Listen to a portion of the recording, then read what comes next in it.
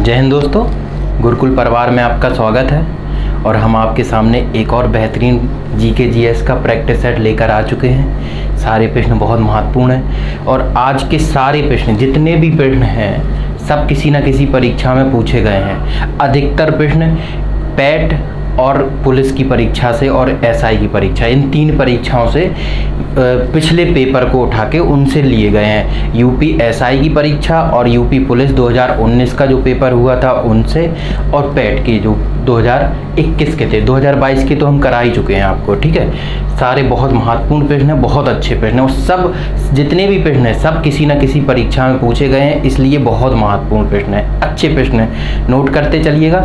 चलिए देखते हैं हम अपने आज के सेशन को। और आज हमारा पहला प्रश्न है, आज का हमारा पहला प्रश्न बहुत बहुत महत्वपूर्ण है बेटा, ध्यान रखना इसका, है ना। बहुत महत्वपूर्ण प्रश्न है, ये ध्यान से पढ़ना। ये यूपी एसआई का है ना। ये यूपी एसआई में पूछा गया प्रश्न है।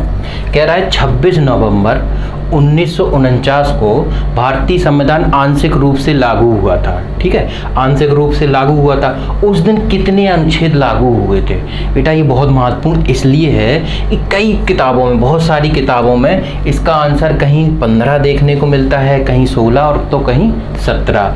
तो ये पूछा हुआ प्रश्न है और इसका आंसर जो आयोग ने माना है हम वो आपको बताएंगे। पहले समझते हैं।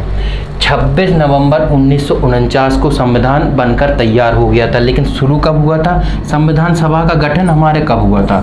ये हुआ था 9 दिसंबर 1946, है ना। 9 दिसंबर 1946 में संविधान सभा बनी, है ना, संविधान सभा बनी। फिर हमारा संविधान बन के तैयार हुआ 26 नवंबर 1949 में, ये संविधान बन के तैयार हुआ। लेकिन इस दिन संविधान बेटा लागू नहीं हुआ। लागू कब हुआ? लागू हुआ बेटा 26 जनवरी 1950 में, है ना बेटा, 1950। महत्वपूर्ण समझना।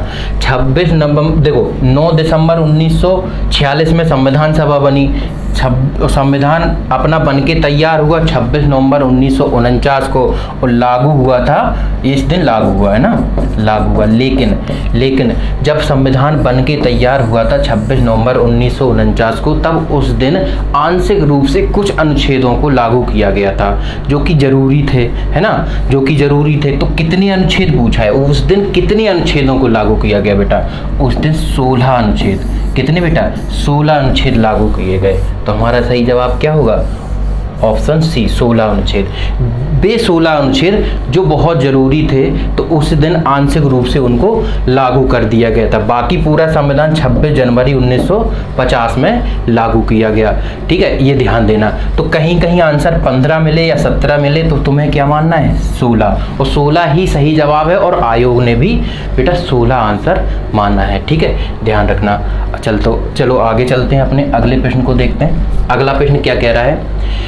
अगला प्रश्न कह रहा है चंद्रगुप्त के पुत्र का नाम बताइए जिन्होंने 298 से 272 ईसा पूर्व के बीच शासन किया और संपूर्ण भारत में साम्राज्य को बढ़ाया था।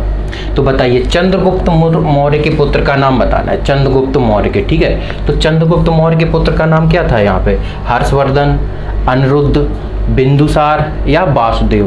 तो इनकी पुत्र का नाम था बेटा बिंदुसार। बिंदुसार को एक और नाम से जाना जाता था, या इसकी उपाधि मान लो, इसका क्या नाम था? अमित्रघात, है ना, अमित्रघात इसका एक उपनाम था। और ये पुत्र किसका था? ये था चंद्रगुप्त मौर्य और दुर्धरा, है ना, दुर्धरा का पुत्र था। ध्यान रखना, चंद्रगुप्त मौर्य और दुर्धरा चंद्रगुप्त मौर्य की पत्नी थी। इनकी और भी शादी हुई थी, लेकिन ये दुर्धरा इसकी माँ थी, है ना, इसका पुत्र था बिंदुसार। और बिंदुसार का पुत्र कौन था बेटा? बिंदुसार का पुत्र था अशोक, है ना, बिंदुसार का अशोक, सम्राट अशोक। तो ये इनके अशोक के बाबा कौन है? चंद्रगुप्त मौर्य। ध्यान रखना, ये इनका क्रम था। ठीक है, चलो आगे चलते हैं। आगे कह रहे हैं मुगल सम्राट जहांगीर ने शालीमार बाग का निर्माण कहाँ कराया था? तो बेटा बहुत महत्वपूर्ण प्रश्न है, ये भी 2019 यूपी पुलिस में पूछा गया था। ठीक है, तो किसने शालीमार बाग का निर्माण कराया था? तो जहांगीर। ये क्वेश्चन ध्यान रखना। और कहाँ पे कराया था? इन्होंने दिल्ली, बलूचिस्तान, अवध या कश्मीर? तो शालीमार बाग कहाँ है बेटा? कश्मीर में, है ना। इन्होंने कश्मीर में इसका निर्माण कराया था। और इन्होंने नूरजहां इनकी पत्नी, है ना, जहांगीर की पत्नी नूरजहां के लिए कराया था। ये भी पूछा गया, नूरजहां के लिए। बेटा अब एक बात हम आपसे पूछते हैं, ये जो शालीमार बाग है इस जम्मू कश्मीर में किस जगह पर है? किस जगह पे है शालीमार बाग?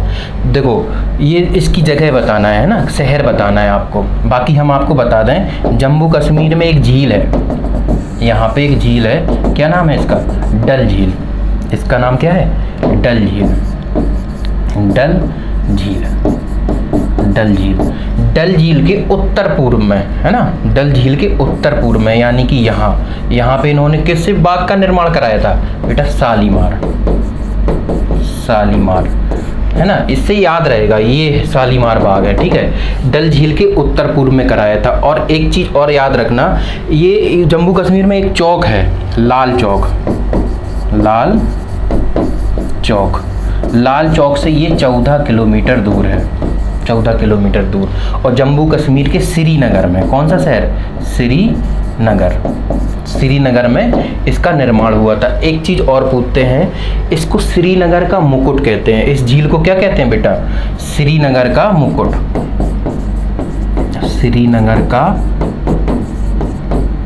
श्रीनगर का मुकुट। मुकुट, ये भी ध्यान रखना है ना, ये महत्वपूर्ण है। तो हमारा सही जवाब क्या है? Option D. आगे चलते हैं। अगला प्रश्न क्या कह रहा है बेटा? अगला प्रश्न कह रहा है, वैदिक सभ्यता किस नदी के तट पर विकसित हुई? गोदावरी, कावेरी, कृष्णा या सरस्वती? तो जो वैदिक सभ्यता थी हमारी, ये विकसित हुई थी सरस्वती नदी पर। सरस्वती नदी के तट पर विकसित हुई थी। ये सबसे पवित्र नदी मानी जाती है सरस्वती नदी। इसका वर्णन किस में हुआ है? इसका वर्णन बेटा ऋग्वेद में। ऋग्वेद में इसका वर्णन हुआ है ना, इसका वर्णन ऋग्वेद में हुआ है। और सबसे पवित्र नदी है ना बेटा, सबसे पवित्र नदी माना गया है इसको।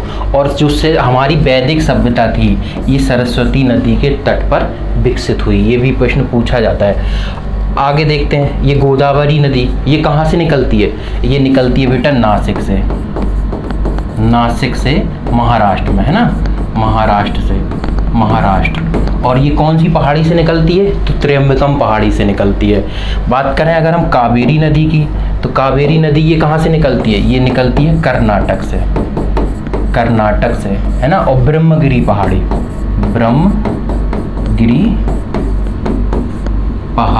है ना, ब्रह्मगिरी पहाड़ी से निकलती है। और कृष्णा नदी ये कहाँ से निकलती है?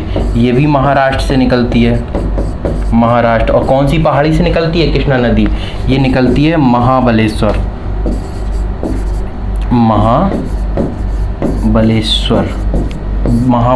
पर्वत से, ना, महाबलेश्वर पर्वत से। इनका भी ध्यान रखना, ये भी महत्वपूर्ण है।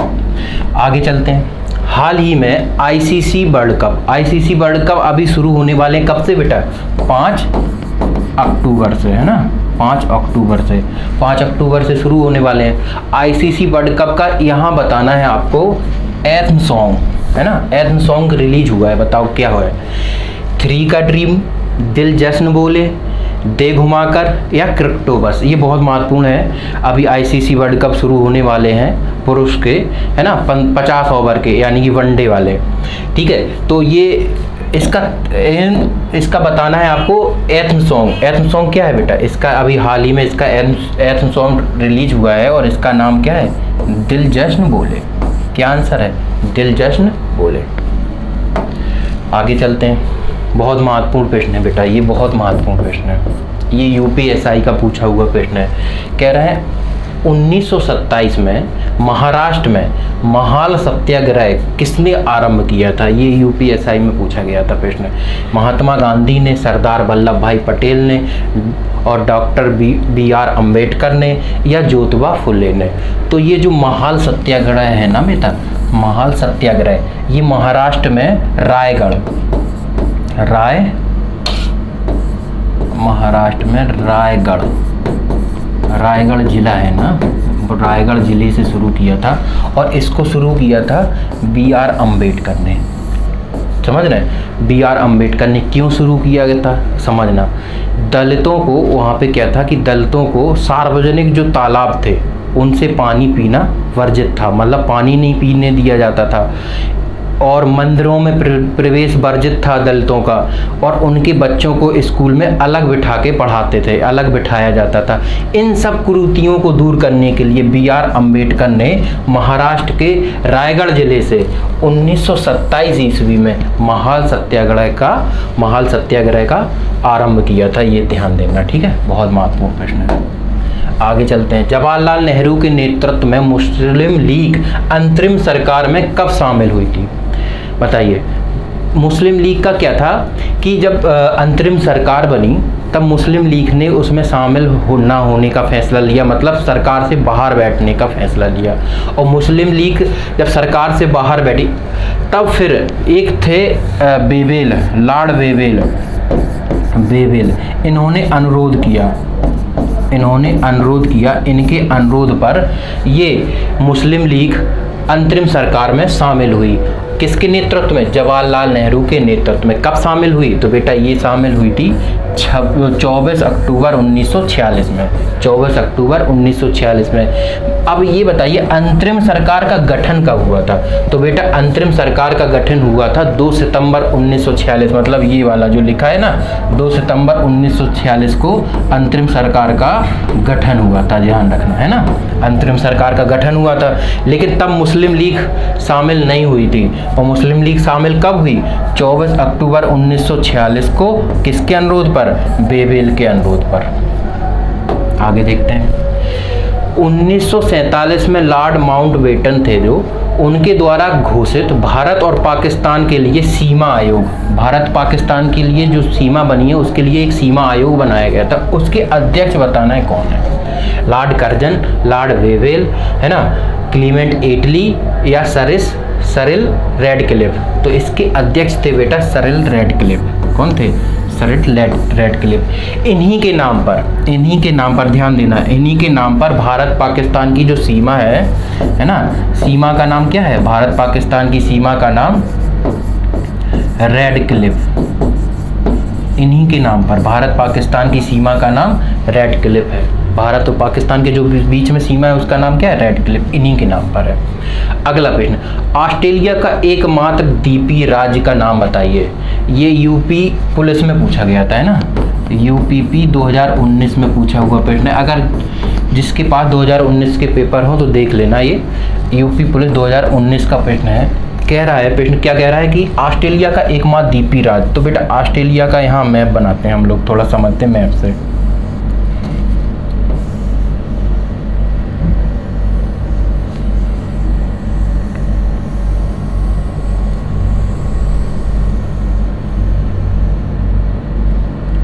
ये ऑस्ट्रेलिया का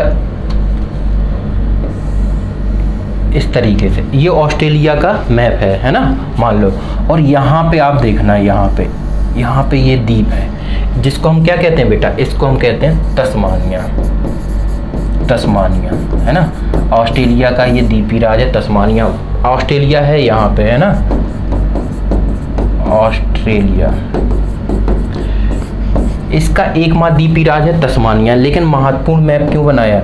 इसलिए कि इसके बीच में एक जल संधि है बेटा। यहाँ पे क्या है? यहाँ पे है जल संधि। आप बताइए इस जल संधि का नाम क्या है, जो बहुत बार एग्जाम में पूछी जाती है। ऑस्ट्रेलिया और तस्मानिया के बीच में एक जल संधि है और इसका नाम क्या है बेटा? बास जल संधि। क्या नाम है बेटा?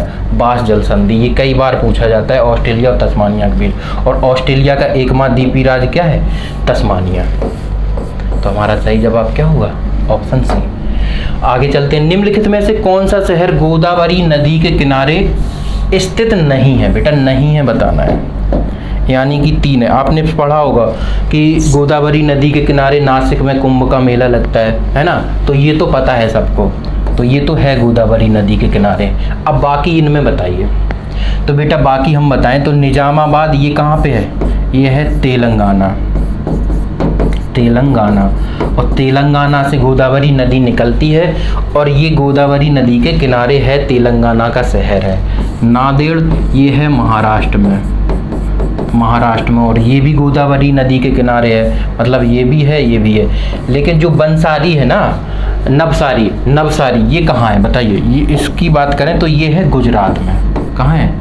गुजरात में। और गुजरात से गोदावरी नदी नहीं निकलती है, ये गुजरात में है। तो हमारा सही जवाब क्या हो जाएगा? Option B. लेकिन इसका ये बताइए जो नवसारी जो शहर है ये किस नदी के किनारे है, ये भी पूछा जाता है। तो नवसारी शहर ये पूर्णा नदी के किनारे है। पूर्णा नदी, यहाँ कौन सी नदी है? ये पूर्णा नदी के किनारे है, ना कि गोदावरी नदी के किनारे। तो हमारा आंसर क्या होगा? ऑप्शन बी, ध्यान रखना। आगे चलते हैं। अंडमान और निकोबार द्वीप समूह पर स्थित इंदिरा पॉइंट। तो बेटा इंदिरा पॉइंट क्या है? हमारा सबसे दक्षिणतम बिंदु है ना। भारत का सबसे दक्षिणतम बिंदु क्या है? इंदिरा पॉइंट। तो बताना है अंडमान निकोबार द्वीप समूह पर स्थित जो इंदिरा पॉइंट है ये किस देश के निकट है? मतलब जो इंदिरा पॉइंट है ये कौन से देश के निकट है? तो बेटा देखो यहाँ पे आप देखना, ये दक्षिण भारत है, अपना दक्षिण भारत का रीजन। यहाँ पे द्वीप है, कौन है? अंडमान निकोबार द्वीप है ना। यहाँ पे ये द्वीप है, थोड़ा ऊपर बनाएंगे, समझ में नहीं आएगा इतने में। जैसे ये भारत का हिस्सा है और यहाँ पे ये द्वीप है, ये अंडमान निकोबार द्वीप। इसका सबसे दक्षिणतम बिंदु यहाँ पे है ना, ये सबसे दक्षिणतम बिंदु है। और इसको क्या कहते हैं हम? इसको हम कहते हैं बेटा इंदिरा पॉइंट, है ना। ये जो इंदिरा पॉइंट है ये है, ठीक है। इसके निकट देश बताना है। तो बेटा ध्यान रखना, इसके निकट यहाँ पे एक देश है। यहाँ पे एक देश क्या है? मतलब इंडोनेशिया का एक द्वीप है ना। इंडोनेशिया का एक द्वीप है जो सबसे निकट है इंदिरा पॉइंट के। सबसे निकट कौन सा देश है? इंडोनेशिया, है ना। इंडोनेशिया ये इतना निकट है, जो अपना चेन्नई है ना, यहाँ पे चेन्नई से ज़्यादा निकट इंडोनेशिया पड़ता है इंदिरा पॉइंट से। तो इसके सबसे निकट हमारा सही जवाब क्या हो जाएगा? इंडोनेशिया, ठीक है, ध्यान रखना। आगे चलते हैं। भारत में निम्नलिखित में से कौन सा शहर कर्क रेखा से सबसे दूर है? तो बेटा कर्क रेखा भारत में कितने राज्यों से निकलती है? 8 राज्यों से, है ना। 8 राज्यों से। कौन कौन से 8 राज्य हैं पिछले वीडियो में हम लिखा चुके हैं, फिर भी एक बार बता देते हैं। 8 राज्यों के नाम लिख लीजिए। गुजरात, राजस्थान। देखो जितनी बार लिखेंगे और जितनी बार पढ़ेंगे उतना अच्छे से याद होगा, इसलिए कोई क्वेश्चन अगर रिपीट हो या कोई भी चीज़ हमें दोबारा लिखनी पड़े तो लिखो, है ना। जब तक याद ना हो जाए तब तक लिखो। गुजरात, राजस्थान, मध्य प्रदेश, छत्तीसगढ़,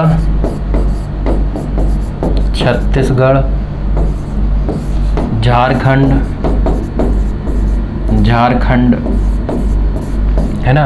झारखंड के बाद कौन सा? पश्चिम बंगाल, और एक है त्रिपुरा और मिजोरम।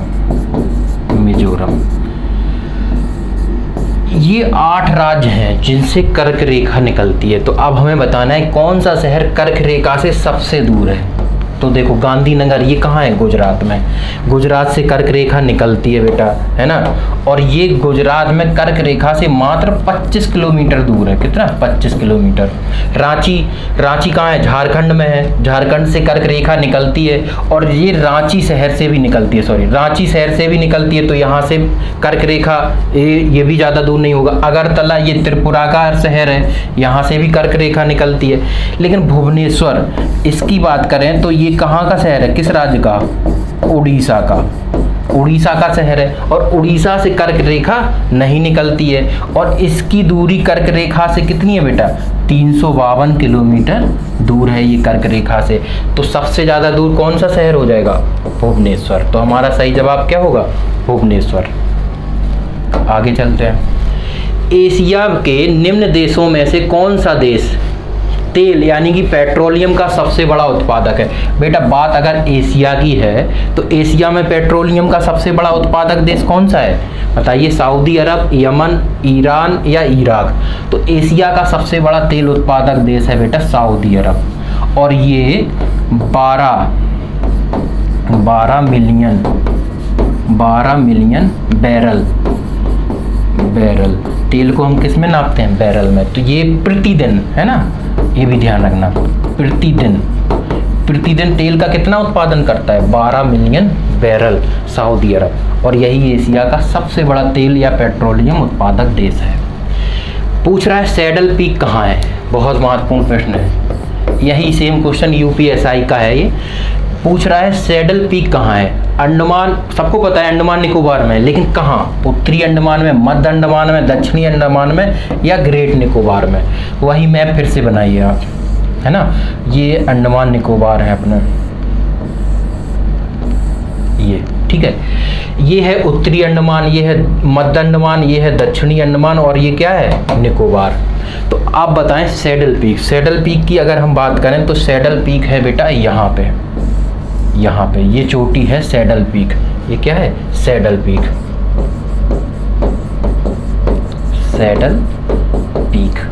ठीक है। और ये कहाँ है? उत्तरी अंडमान में। सबसे उत्तर है ना उत्तरी अंडमान, तो हमारा सही जवाब क्या होगा? उत्तरी अंडमान। ये ध्यान रखना, जो सैडल पीक है, जो ये चोटी, ये अंडमान एंड निकोबार यानी कि जितने भी द्वीप समूह हैं ये, इन सब की सबसे ऊंची चोटी है, सबसे ऊंची चोटी। पूछा जाता है कई बार, अंडमान निकोबार की सबसे ऊंची चोटी कौन सी है? सैडल पीक, ठीक है। यहाँ पे एक राष्ट्रीय उद्यान है, ये भी ध्यान रखना। यहाँ पे एक नेशनल पार्क है, कौन सा? इसका नाम है सैडल पीक नेशनल पार्क, ये भी ध्यान रखना। और जो सैडल पीक जो चोटी है ना, इसके चारों ओर सैडल पीक नेशनल पार्क है, यानी कि सैडल पीक नेशनल पार्क से ये सैडल पीक चोटी घिरी हुई है, ये भी ध्यान रखना। और उत्तरी अंडमान पे है। पूछ रहा है भारतीय रिजर्व बैंक की स्थापना किस वर्ष हुई थी? तो बेटा भारतीय रिजर्व बैंक की स्थापना की बात करें तो कब हुई थी? इसका अधिनियम आया था 1934 में, और इसकी स्थापना हुई थी 1 अप्रैल 1935 में। कब हुई थी स्थापना? 1 अप्रैल 1935 में, ये भी ध्यान रखना। इसके प्रथम गवर्नर कौन थे बताइए? प्रथम गवर्नर कौन थे? आप कमेंट में बताएंगे। प्रथम गवर्नर बताओ, प्रथम गवर्नर बताओ, प्रथम गवर्नर कौन थे? एक कमेंट में बताएंगे आप। आगे क्या कह रहा है? नेशनल स्टॉक एक्सचेंज का मुख्यालय कहाँ है? तो जो नेशनल स्टॉक एक्सचेंज है, ये क्या है? भारत का सबसे बड़ा पूंजी बाजार है। ये क्या है? भारत का सबसे बड़ा पूंजी बाजार है।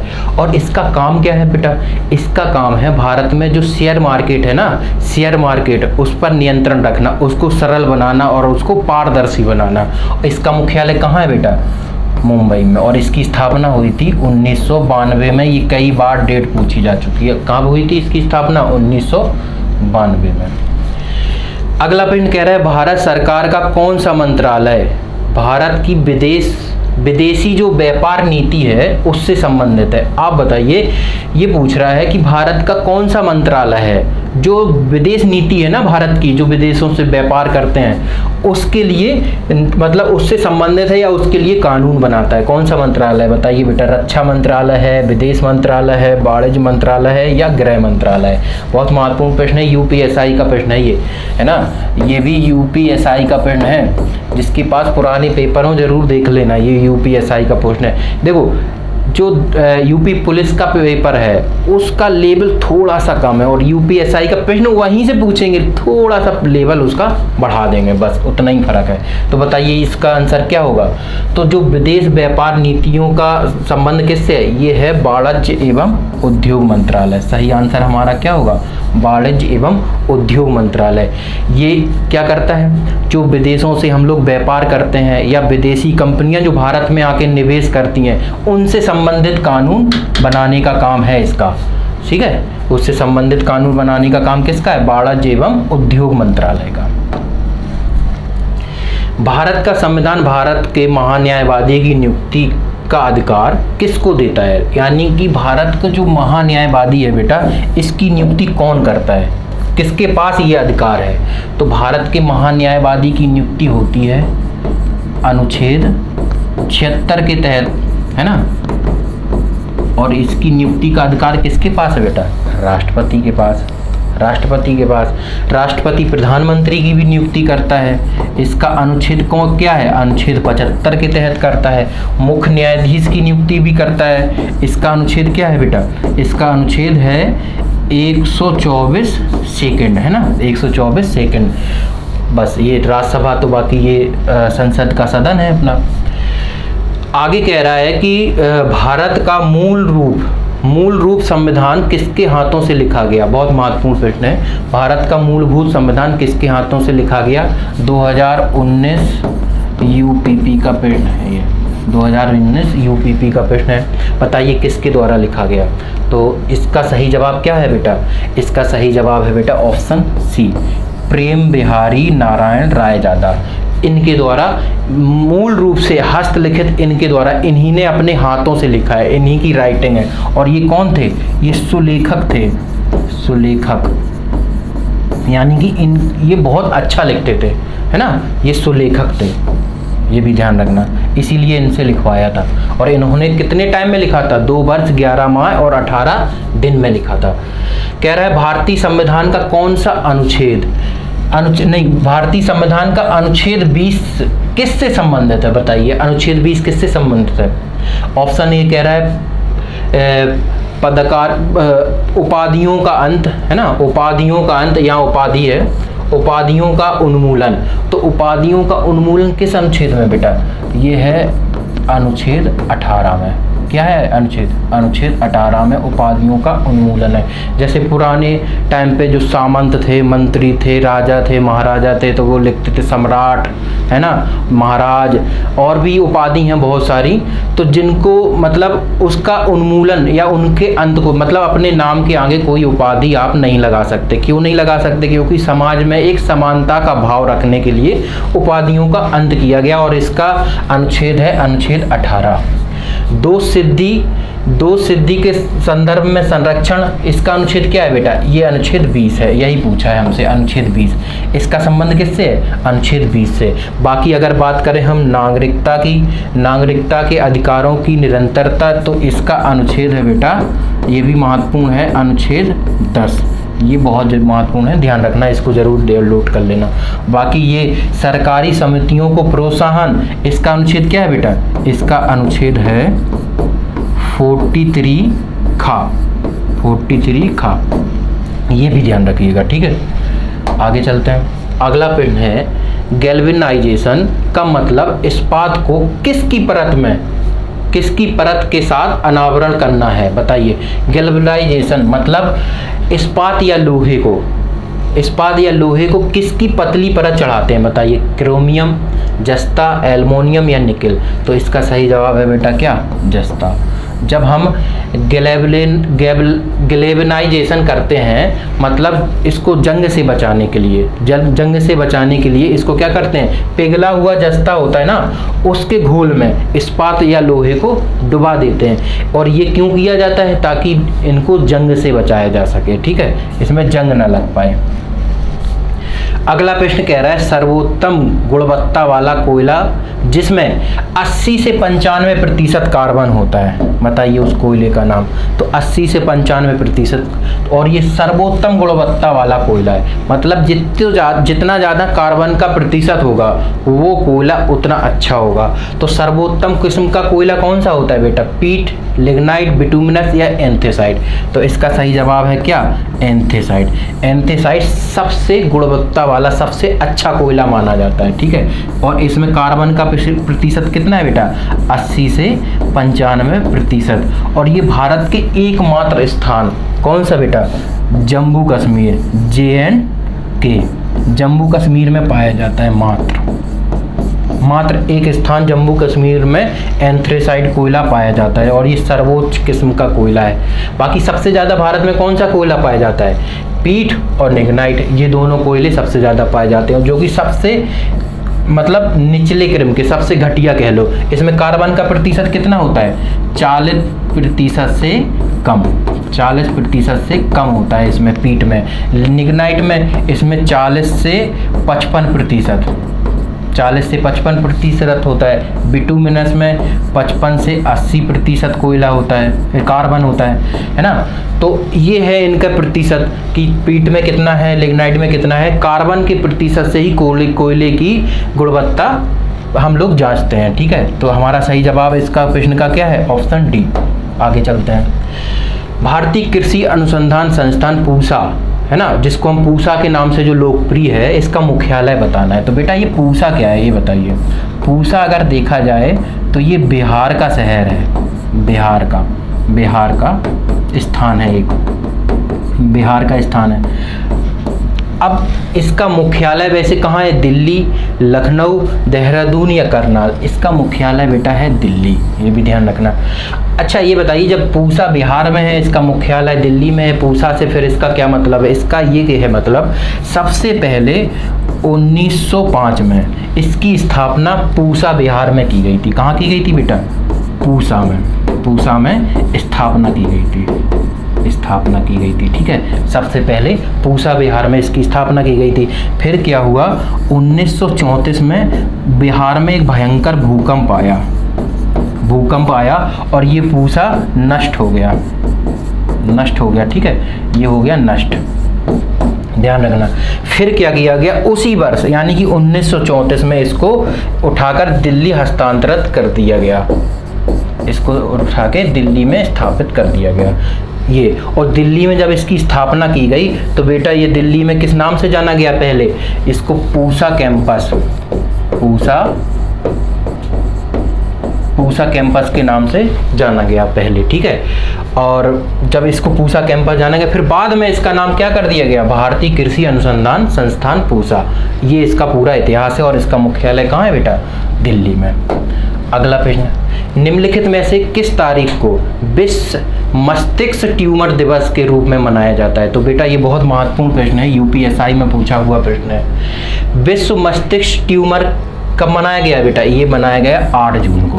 कब मनाया जाता है? 8 जून को। बाकी अगर हम 5 जून की बात करें तो सबको पता है इस दिन क्या है? विश्व पर्यावरण दिवस, विश्व पर्यावरण दिवस। 12 जून को बहुत महत्वपूर्ण दिवस है, ध्यान रखना। इस दिन क्या मनाया जाता है? विश्व बाल श्रम उन्मूलन, है ना, उन्मूलन दिवस, ये भी ध्यान रखना, ठीक है। और 21 जून को क्या मनाया जाता है? ये सबको पता है, ये इस दिन क्या मनाया जाता है? अंतर्राष्ट्रीय योग दिवस,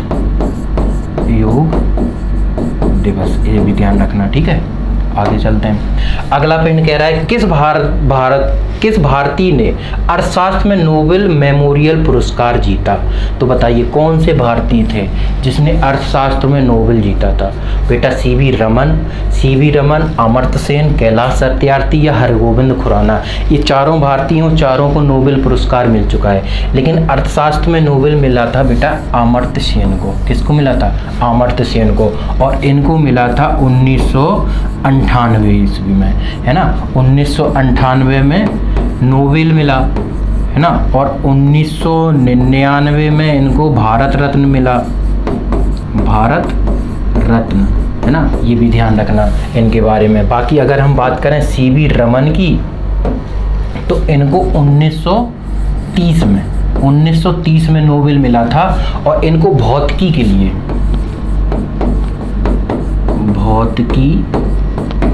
का नोबेल मिला था, ये भी ध्यान रखना, है ना। कैलाश सत्यार्थी की बात करें तो इनको 2014 में नोबेल मिला। किसके लिए मिला?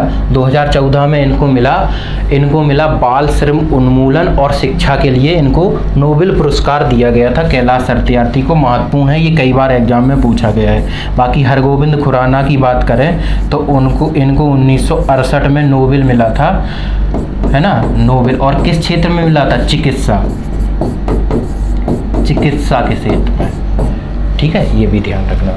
आगे चलते हैं। अगला प्रश्न कह रहा है भारतीय मुक्केबाज मैरी कॉम द्वारा लिखित आत्मकथा का शीर्षक क्या है। मैरी कॉम ये कौन थी? Mary Kom, MC Mary Kom, ये 8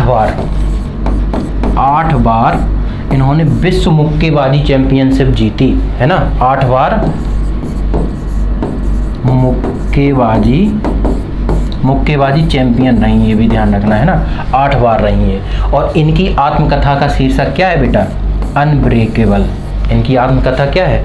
अनब्रेकेबल। अगला प्रश्न क्या कह रहा है? अगला प्रश्न देखते हैं। कह रहा है वेनेजुएला की राजधानी कहाँ है? बताइए वेनेजुएला की राजधानी क्या है? वेनेजुएला की राजधानी निकोसिया, सान सल्वाडोर, क्वेटो या कराकस? तो वेनेजुएला की राजधानी है बेटा कराकस। ठीक है, ये सभी राजधानियाँ दी गई हैं। अब बताइए निकोसिया किसकी राजधानी है बेटा? निकोसिया है साइप्रस की। साइप्रस, ये है साइप्रस देश की। सान सल्वाडोर ये किसकी राजधानी है? एक देश है जिसका नाम है एल सल्वाडोर की राजधानी क्या है बेटा? सान सल्वाडोर। बाकी क्योटो पता है आपको कहाँ की राजधानी है? यह है इक्वाडोर की, ये भी ध्यान रखना। आगे चलते हैं। रविन्द्रनाथ टैगोर ने निम्नलिखित में से किस देश का राष्ट्रीय गान लिखा? तो बेटा चीन, म्यांमार, भूटान, बांग्लादेश। तो इसका सही जवाब क्या है? बांग्लादेश। और अगर ऑप्शन में भारत होता तो भारत भी सही हो जाता, यानी कि इन्होंने भारत और बांग्लादेश दोनों का राष्ट्रीय गान लिखा। बांग्लादेश का राष्ट्रीय गान क्या है? अमार सोनार बांग्ला, अमार सोनार बांग्ला, ये बांग्लादेश का राष्ट्रीय गीत है ना, राष्ट्रीय गान। और भारत का राष्ट्रीय गान क्या है? जन गण मन, है ना, जनगण मन, ये भारत का राष्ट्रीय गान है। और दोनों का राष्ट्रीय गान किसने लिखा? रविन्द्रनाथ टैगोर ने। रविन्द्रनाथ टैगोर के लिए एक बात याद रखना, इनको 1913 में सबसे पहले साहित्य का नोबेल मिला था, है ना, नोबेल। और ये नोबेल पुरस्कार पाने वाले पहले भारतीय थे, पहले भारतीय। इनको किस रचना के लिए मिला था? इनकी रचना थी गीतांजलि, है ना, इनकी रचना क्या थी? गीतांजलि के लिए इनको नोबेल पुरस्कार मिला था, ये भी ध्यान रखना। आगे चलते हैं। भारतीय वायुसेना की पहली महिला फ्लाइट इंजीनियर। तो बताइए, बहुत महत्वपूर्ण प्रश्न है, अच्छा है। पहली महिला फ्लाइट इंजीनियर कौन है? अवनी चतुर्वेदी, हिना जायसवाल, गुंजन सक्सेना, दीपिका मिश्रा। तो जो फ्लाइट इंजीनियर की बात करें तो ये है हिना जायसवाल।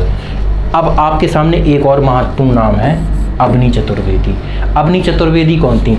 ये भारत की पहली महिला लड़ाकू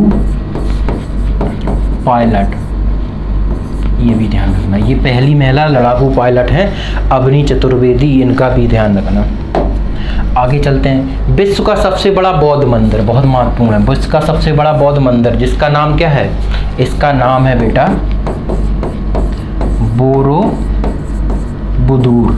बोरोबुदुर। ये विश्व का सबसे बड़ा बौद्ध मंदिर है। और ये किस देश में है? भारत, इंडोनेशिया, जापान या चीन? तो ये बेटा है कहाँ पे? इंडोनेशिया में। इंडोनेशिया में ये सबसे बड़ा बौद्ध मंदिर है। और ये इंडोनेशिया के जावा प्रांत में, कहाँ है? जावा में, ये जावा प्रांत में है। इसको सन 1991 में यूनेस्को विश्व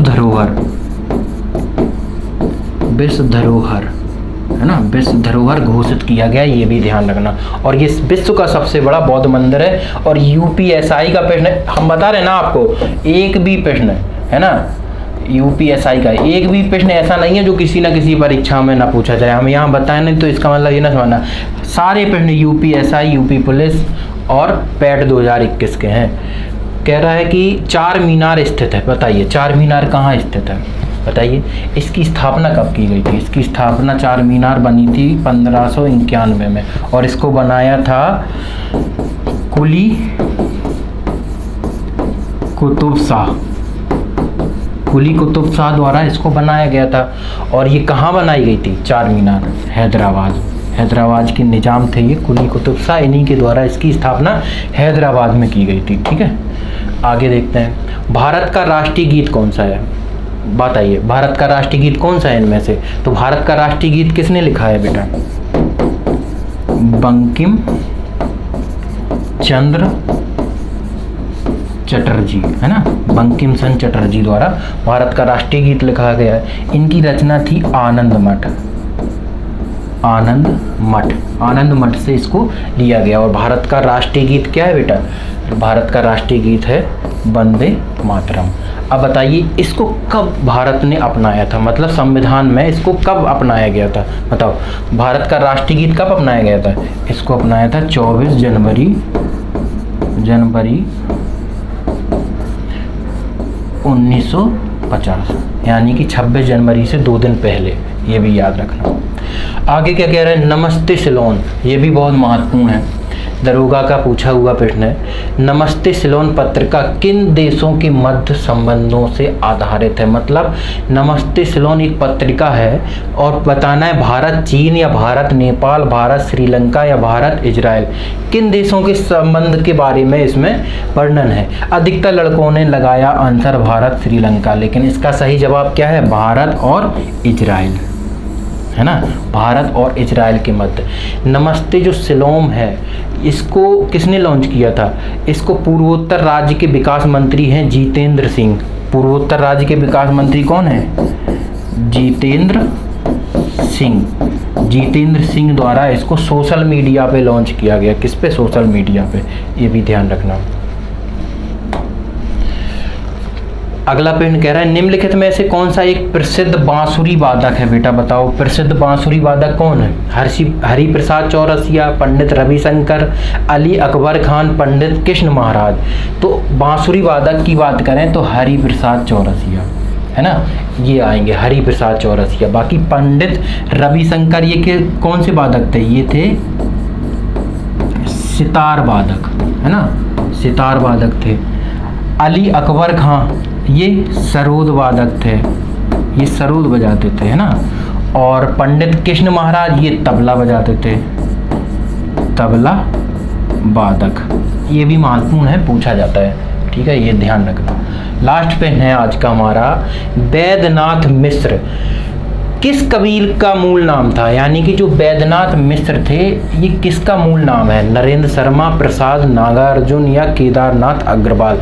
तो वैद्यनाथ मिश्र मूल नाम था नागार्जुन का, यानी कि जो नागार्जुन के नाम से उपनाम, इनका उपनाम है नागार्जुन।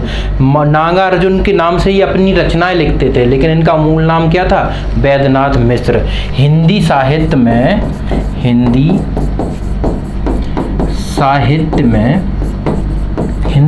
में एक तो ये नागार्जुन है ना, और दूसरा एक और उपनाम था इनका वैदेह, है वैदेह। इन दोनों उपनामों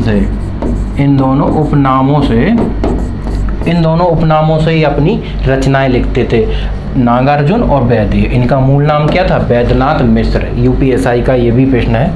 बाकी आज के ये हमारे प्रश्न थे। सारे प्रश्न हम यूपीएसआई 2021 के पेपर से और यूपी पुलिस 2019 के पेपर से और पैट 2021 के पेपर से हम लोगों ने वहीं से निकाले हैं सारे प्रश्न, जो आपके लिए बहुत महत्वपूर्ण थे। हमें लगा इनका आपको पढ़ना या आपको बताना ज़रूरी है, वहाँ से हम प्रश्न लेकर आए थे।